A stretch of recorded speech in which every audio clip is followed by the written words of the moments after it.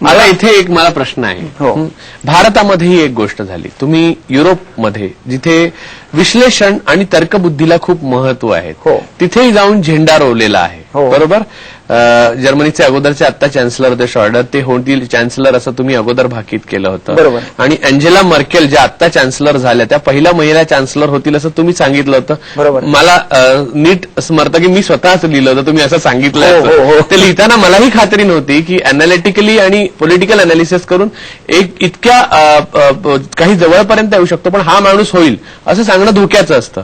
तर मला सांगा, जेव्हा परदेशामध्ये विशेष करून युरोपमध्ये ज्याला एका तर्कबुद्धीची हे आहे म्हणजे परंपरा आहे, तर तिथे जाऊन जेव्हा तुम्ही भविष्यवाणी करायला सुरुवात केली तर तिथे तुम्हाला प्रतिसाद कसा मिळाला? लॉजिकली विचार करणारे आणि जगातले जे सायंटिफिक थॉटचे जनक आहेत ते भेटले की नाही? त्या प्रश्नाच्या उत्तराला नाही. नंतर संवादमध्ये आपलं स्वागत. तर तिथे तुम्हाला कसा अनुभव आला युरोपमध्ये? तिथे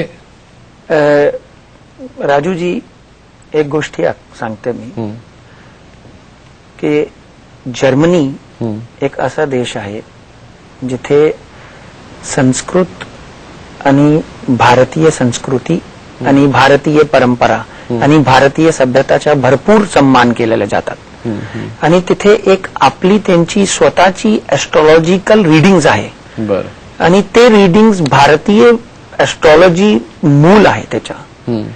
नंतर लोक डेफिनेटली युरोपमध्ये बाकी फ्रान्स असू द्या, डेन्मार्क असू द्या, ऑस्ट्रिया असू द्या की लंडन असू द्या, ते लोक विचारतात की असा कसा होणार. आम्ही सांगतात की तुम्हाला आज मुलगा आहे ते पुढची मुलगी होणार, ते म्हणतात कसा होणार. तर आपण XXYY क्रोमोझोमचं काय होणार, हा ते कसं होणार. डेफिनेटली ते एक्सरसाइज करून आम्ही त्यांना सांगतो. कुठे काय असतात की वर्कशॉपमध्ये नाही तर आम्ही जे कॉन्फरन्स करतात त्याच्यामधले काय माणसं उठून काय बोलतात की how can you say this, so then we have to prove them.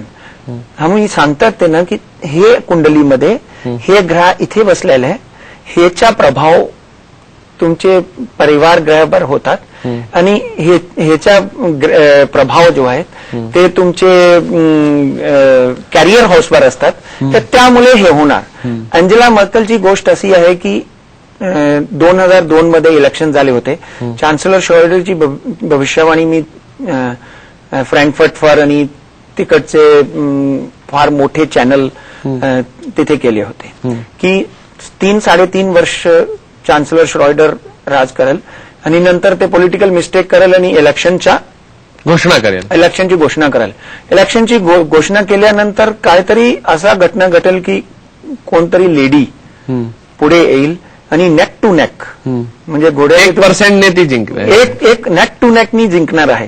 आपण ते लेख लिहिला तर तेव्हा पण मी सांगितलं होता की नेक टू नेक मध्ये Angela Merkel will win. And 3 round झाल्यानंतर ते डिक्लेअर झाले की आजपासून अँजेला मर्केल फर्स्ट चान्सलर जर्मनीचे होते.